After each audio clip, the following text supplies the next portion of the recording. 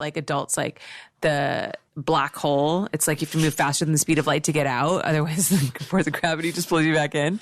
And you like got out. Like, and that is something, it's not a success story for everybody. And a lot of people have tried. So first of all, it's really impressive, your career. Do you know, like, could you say maybe why you feel like you've been able to transcend that? Or is it a mystery to you too? I mean, partly it's a mystery, obviously, because I set out with goals of what I wanted to do. And I thought I would be in the industry a long time. Yeah. Like, for me, it was a life. Right.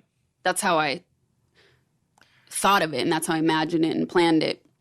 But I think when I try to reflect on it, I think one of the biggest things is that I was always doing something else. So I always had other interests. It wasn't the one thing that I relied on. Right. Maybe economically for a while in the beginning, but I was always doing other things.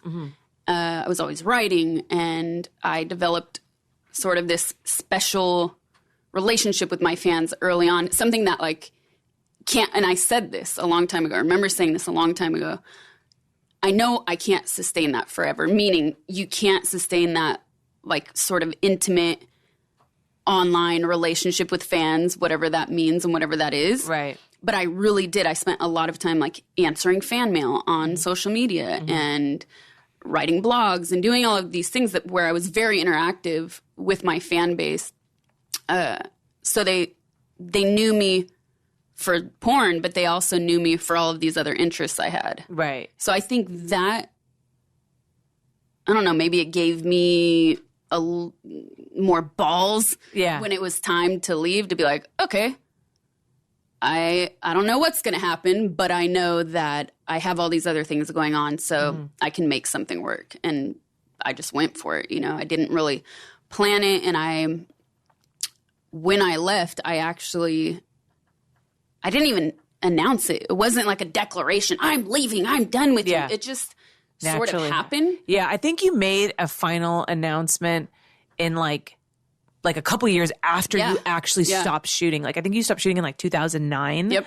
And then you made an announcement like maybe I think just to clear the air, because people were like, is she or isn't she? You know what I mean?